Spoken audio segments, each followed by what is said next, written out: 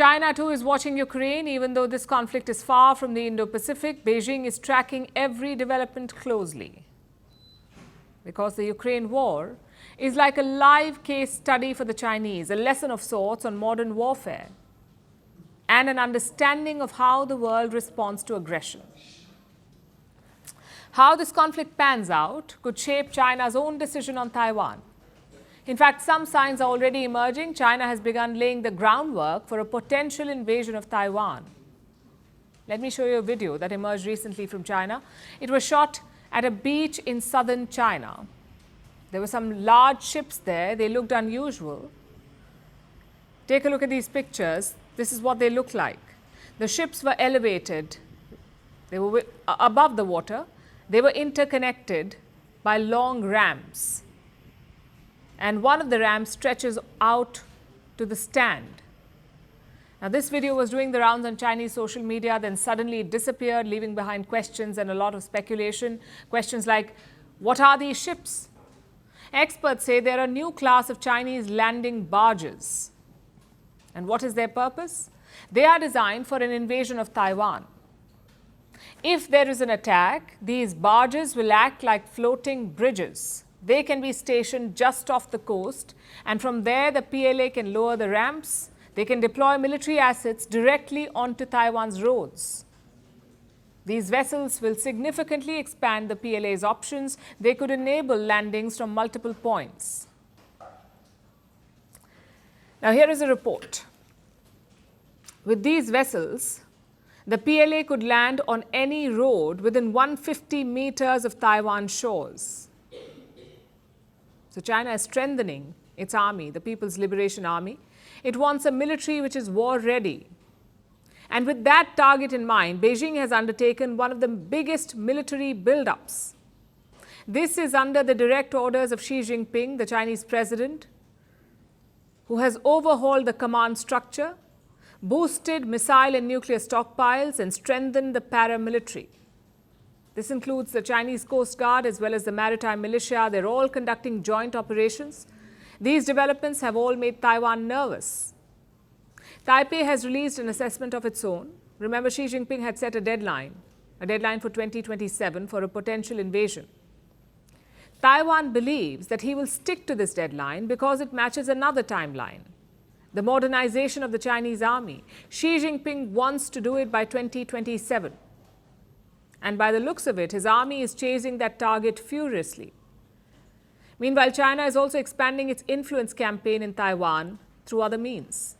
Over the past period, China has taken advantage of the freedom and diversity of democratic Taiwan to absorb crime groups, media personality, political parties, and even retired military and police, carrying out activities such as division, destruction, and subversion from within us. Recently, China tried to lure our people by widely issuing Chinese passports, allowing our people to apply for Chinese residency permits and identity cards as an attempt to confuse the national identity of the Taiwanese people.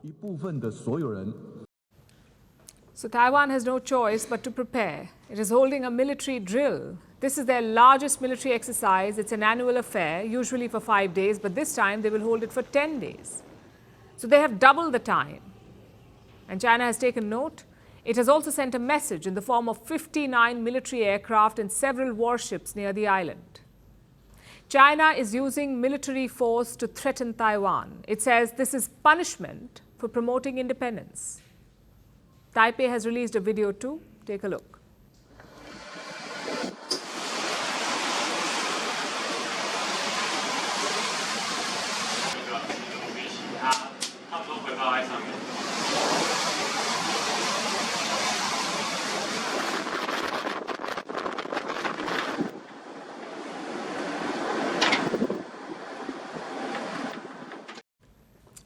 Those were Chinese vessels. They were spotted near Taiwan's coast. It is a clear pressure tactic. Beijing is drawing inspiration from Ukraine, particularly from the Western response. If they remain a house divided, the Western players, if they fail to act decisively, then China may be emboldened to become more aggressive and to launch an invasion of Taiwan. Do you think that Ukraine is at its weakest position? This war is not about Ukraine. Do you believe that your president was insulted? Yes or no question. Is Ukraine prepared to pay the price for that peace? No compromises at the cost of territorial integrity and sovereignty. Diplomacy will work? Yes, Do you it think will. Russia will give up the territory if there is no ceasefire? Do you propose to keep fighting? We are ready to resist. Do you think there will be peace? Many countries gave us 3 days. President Trump said you don't have any cards. We do not have another choice. How do you keep fighting? You ask me once again the same question. Because you've not answered my question. We have enough capacities to keep fighting.